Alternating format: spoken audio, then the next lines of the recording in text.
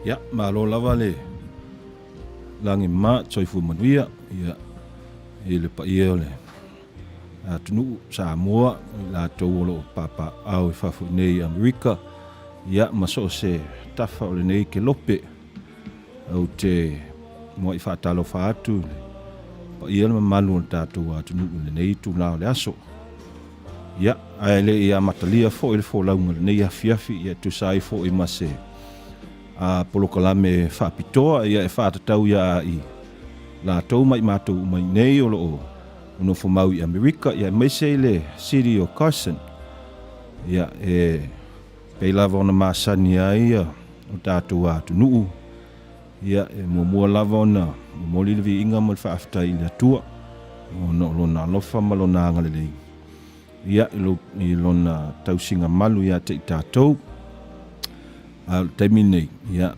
ta ofie se yo faia se talo ya mata ile tatou polokalame nei afiafi ya ona tu watu leile a le sunga la wa pol fa tonu fo yo polokalame ya e fa felo ya tu ya ya Samoa atoa ya ma watu fo se fa malam lama atoa ya tu sai mal polokalame nei afiafi ya ona fa wawela i o tātou whaasolonga ia ai se i o tātou tatalo i le atua.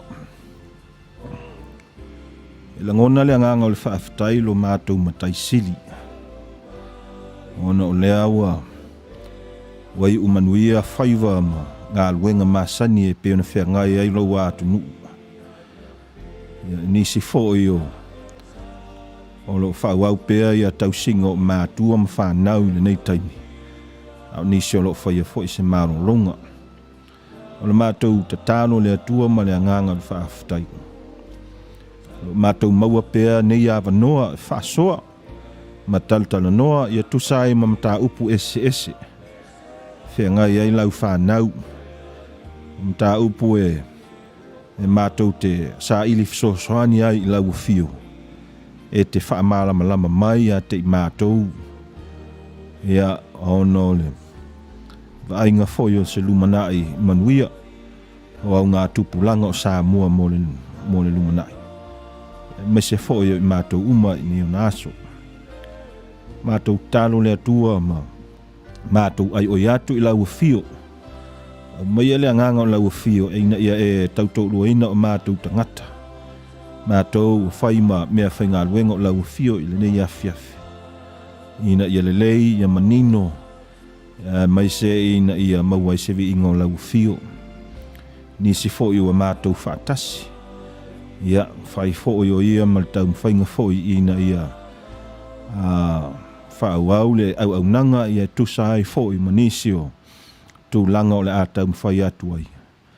Ia le atu e mātou talo, ia Manuia fo i le tau mwhainga. Ia ina ia mauai fo i se tasi o sui.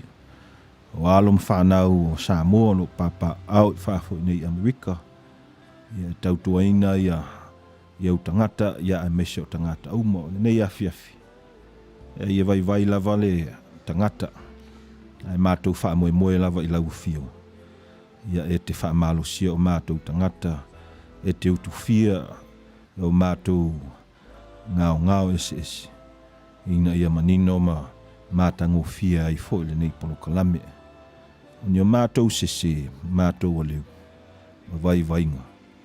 Mangalo mātou i le toto tāua o Iesu Keriso. Lea lo mātou li ima mātou whaola wa ala tu ai le nei moa i talo. Amen.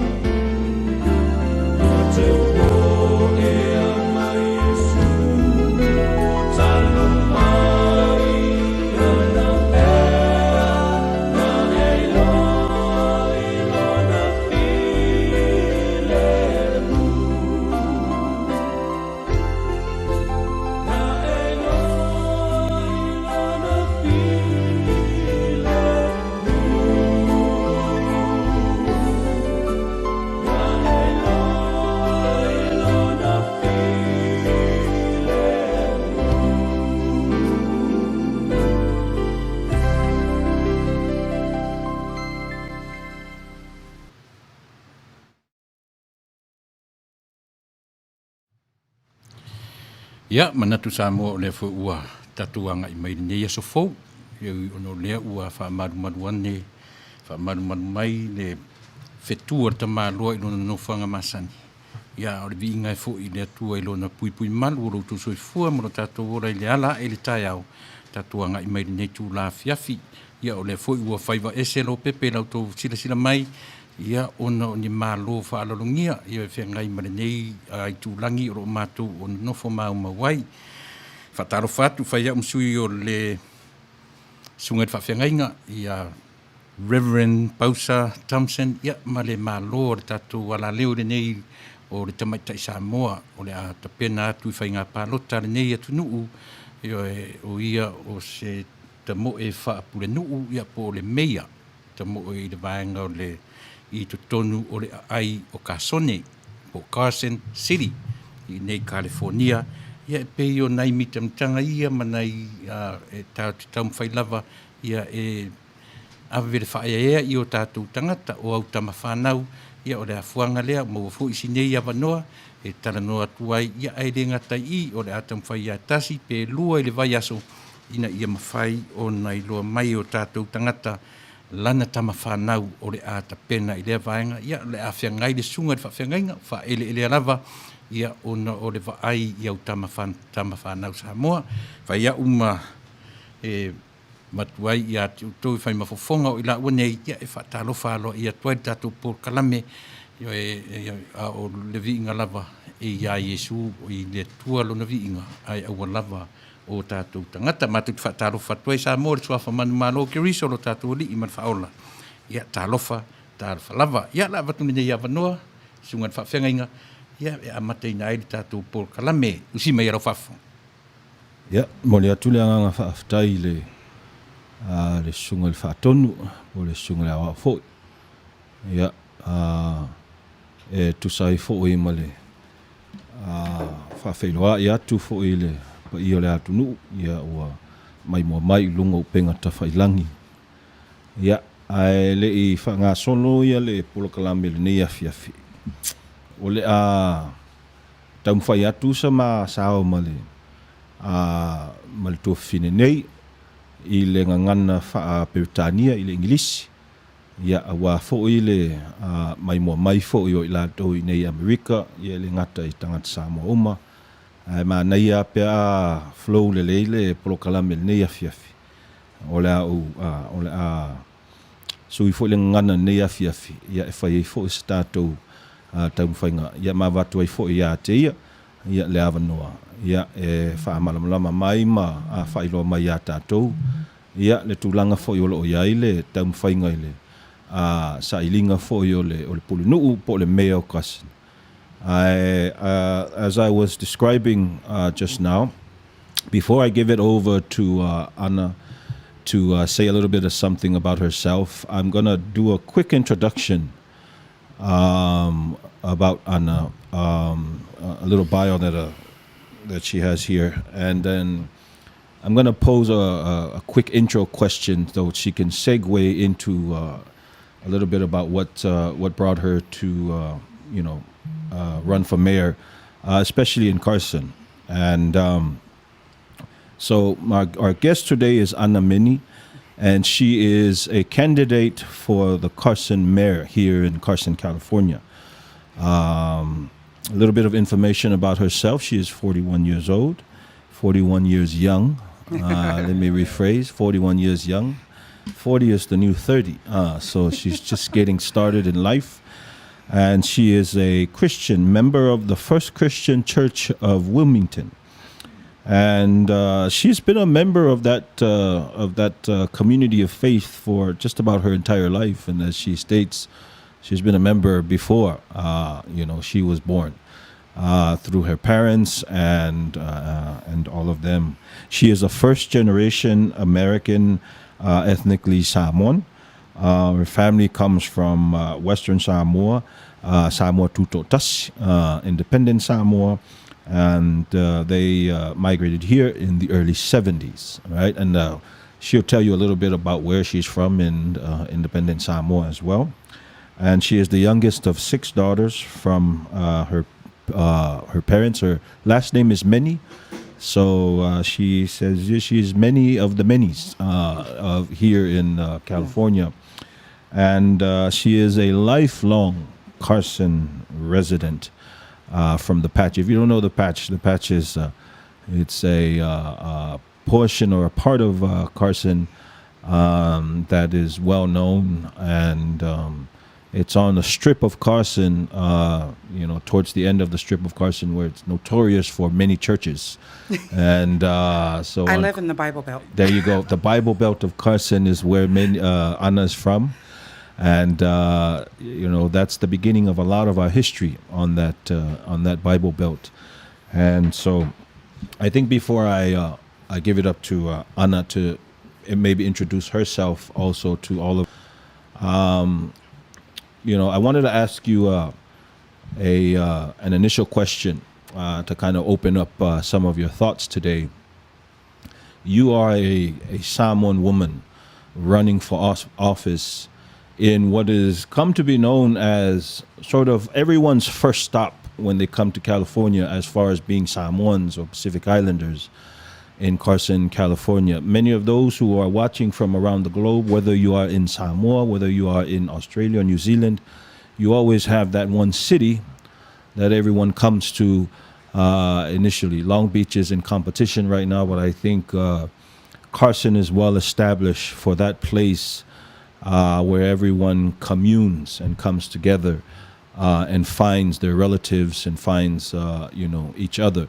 But I wanted to ask Anna first off, and then she can go on about sort of explaining to folks her past, and what brought her to, come to run for mayor of the city of Carson. But first, I wanted to ask a quick question of what is it for you, Anna? What is so significant, and what do you value the most about running as a Samoan candidate in the Carson, as a Pacific Islander also, for this race? And then you can, kind of segue into a little bit of an introduction about yourself. Very free-flowing conversation.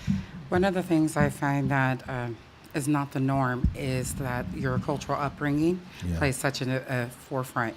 And so for non-Samoans, and especially for individuals who were not raised around Samoans, don't understand about our culture and how much of our upbringing completely segues into public service. That's right. About giving unto others before yourself. Yeah.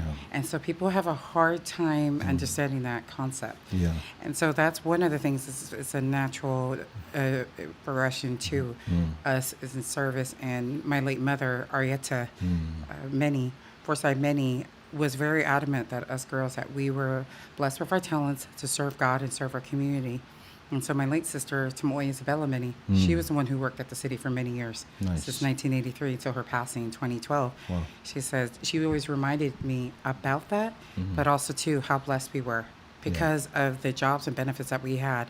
We were able to help our families, and we were able to be financially independent. That's right. And so that in itself is an American dream for us to be able to come up here and be on our own and do what we need to do, and then be able to help others. Yeah.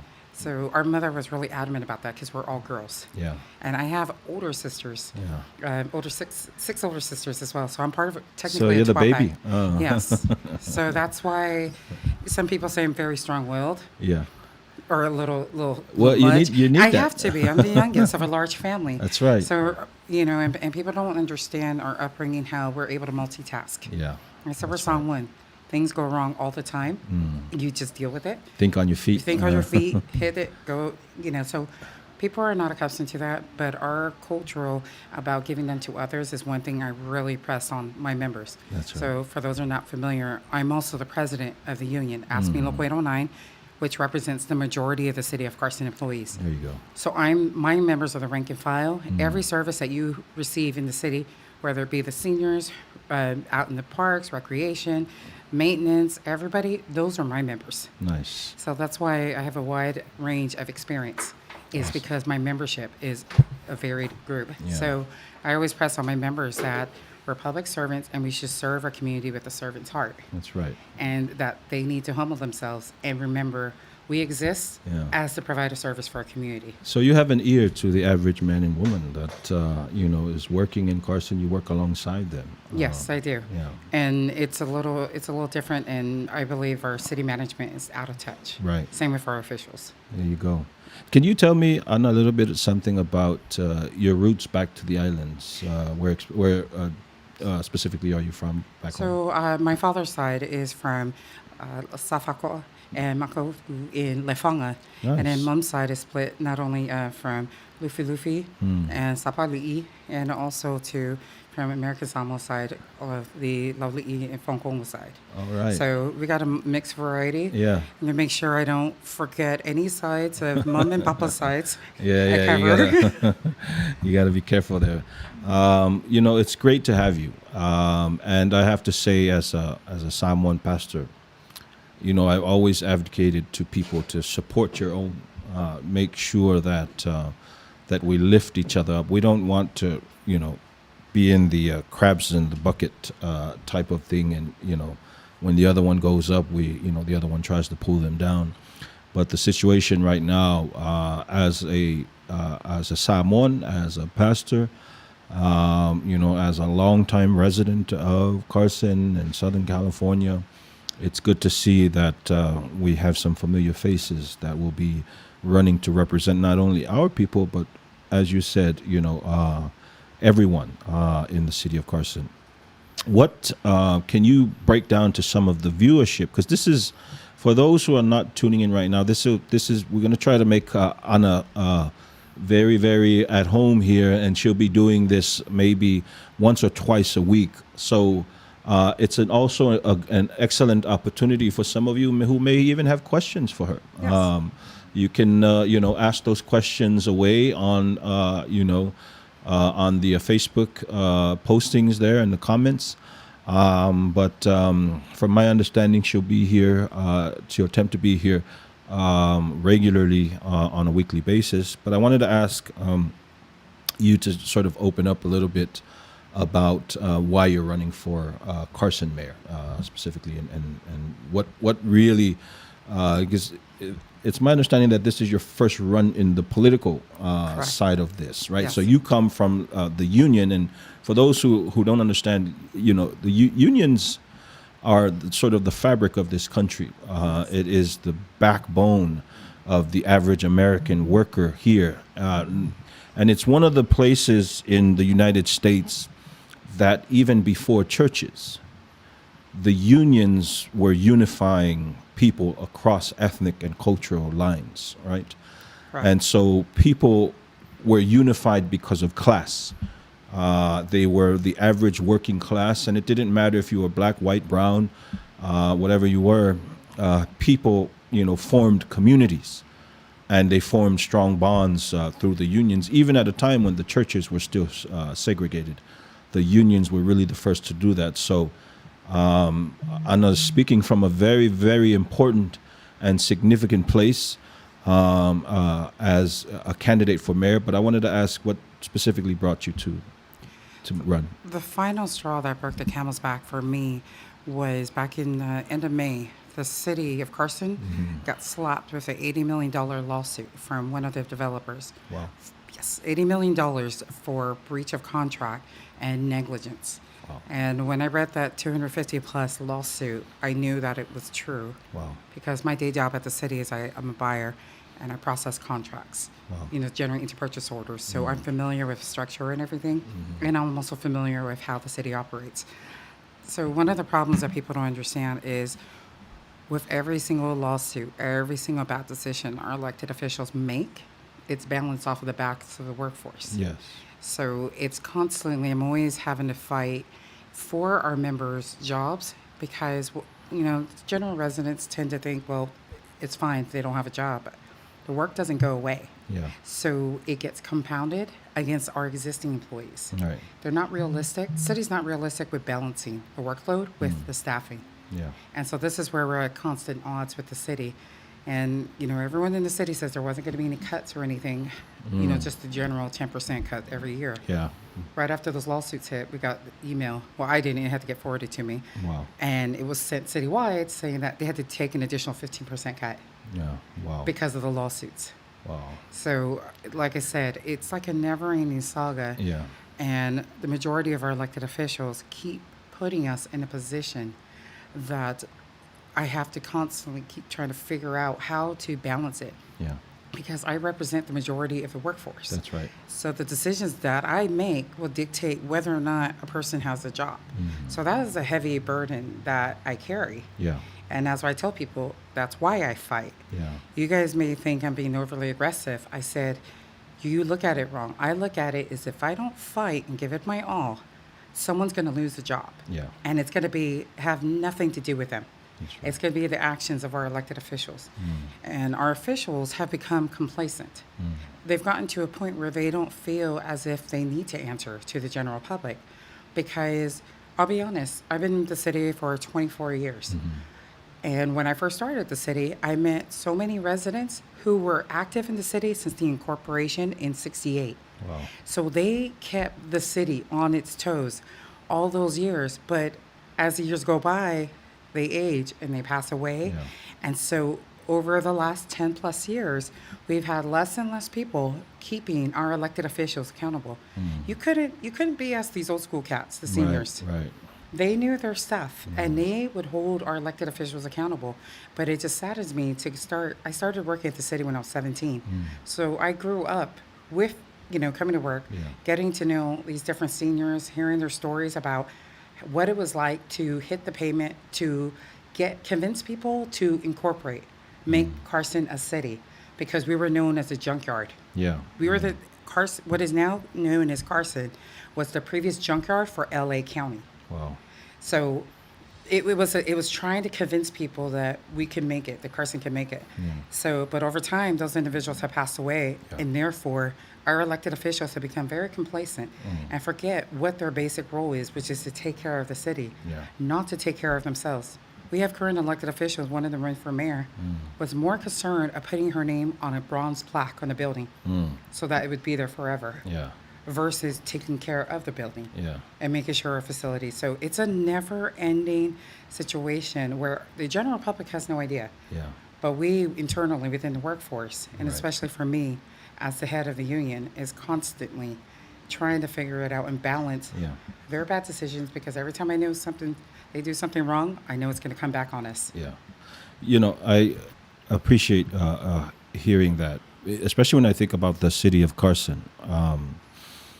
In the last, I would say, maybe 10 years, there's been massive development in this city, and it changes the ethos of the city. It changes its identity.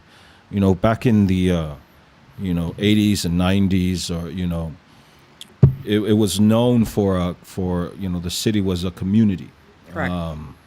And now that you come into Carson now, there's literally homes being taken away. So we're in an age of what's considered or coined gentrification. And the more and more of the new corporate buildings that go up, and the developers come into this. So let me ask you right off the bat right now, I mean, where do you see the city of Carson, moving forward in the next 10 or 20 years when it comes to, because I speak from a place as a pastor, and I speak from a place, where being in community and feeling as if you are living in a community is very important, specifically for yourself, I know, and for myself as well as being a Samoan. But once you get up to that level of being able to make some of those very concrete and solid decisions, those are some of the challenges that what's the sort of, how can the city continue to sustain itself financially, and how can the city continue to sustain its people and its communities? And so these are some of the challenges, not only Carson, but I think all cities, have to deal with this. Los Angeles, of course, as well. But I mean, where do you see Carson going, in the next 10 or 20 years? Part of the problem is we don't have enough affordable housing. Yeah. So for those of you guys who are not familiar, in California, there's different state mandates that every public entity, the cities, has to have a certain mixture of housing available. Right. Carson is primarily single-family homes, Yes. which therefore you're discriminating against those who could never afford a home. Yes. So this is why the state has that mandate. Problem with Carson is the majority of the land space in Carson is commercial and industrial, That's right. and will never be able to be residential. So with that being said, the rest of the land that's available, this is why it feels like everything's stacking up on each other. Yeah. Is because we're limited in the land space that Yeah. is able. The problem is the city did not make a concerted effort to balance the new housing development to make sure it's affordable housing. And for those of you guys who are listening, affordable and low income are two completely different things. Yeah. But our officials, some of them still mix it up.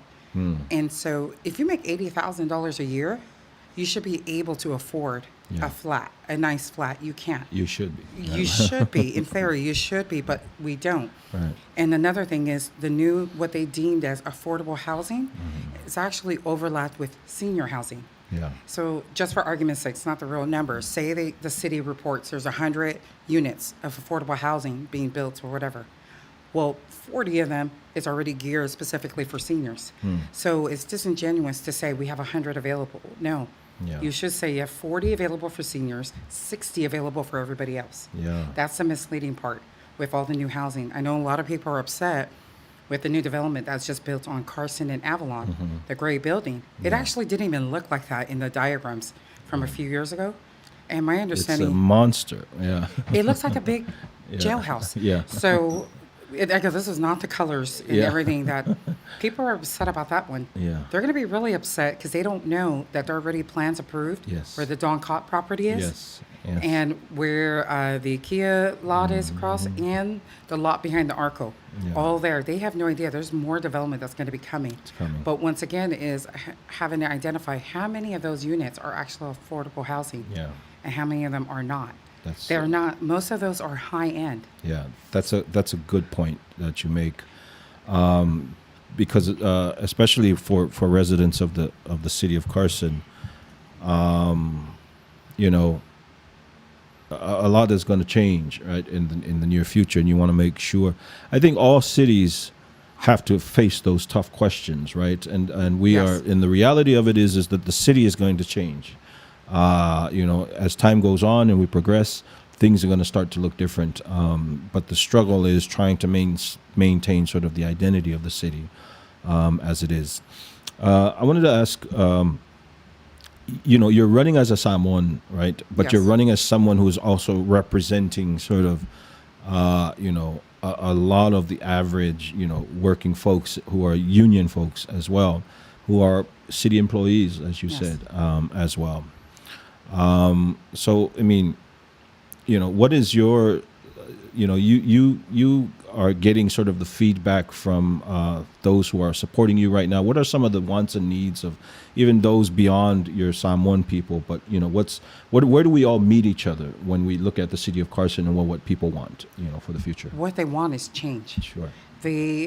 With the exception of Councilmember Jawan Hilton, the rest of them are very fixed in their ways. We're supposed to be growing. You have to adapt. Yeah. Because the Carson that we are in 2020 is not the same Carson that we were, a year ago, 5 years ago, 10 years ago. Yeah. We have some of our elected officials who are very fixed on not adapting. Hence the reason why there's no true growth in our events, Yeah. special events. They're very fixed. They want it a certain look, certain way. Yeah. Our staff has so much higher capability, but they're hindered by that Yeah. because certain elected officials want a certain look. It Yeah. doesn't. It doesn't bring the community out as it should. And I tell people we have to bring that back. Like you touched, I tell people there is no sense of community because the city is not very forthcoming. Yeah. They're very particular. They handle different senior programs. They look at youth programs, but they don't do anything that brings the families together. Most cities have different events, whether like movies in the park, doing stuff like that. That's right. Where you bring the whole family units together. Yeah. The city of Carson doesn't do that. Yeah. And they don't understand is you got to bring the family unit together. Let the different local organizations run lead on an event. The city Yeah. can host it, but give everybody an opportunity to have a part in it. Yeah. Because when people have a part in the planning of something, they're more vested in the event. And Yeah. also too, it'll be bringing in a different pool of people. So I really want to bring that sense of community back. Yeah. It's so important that you touched on that because the identity of Carson has always been a community city, right?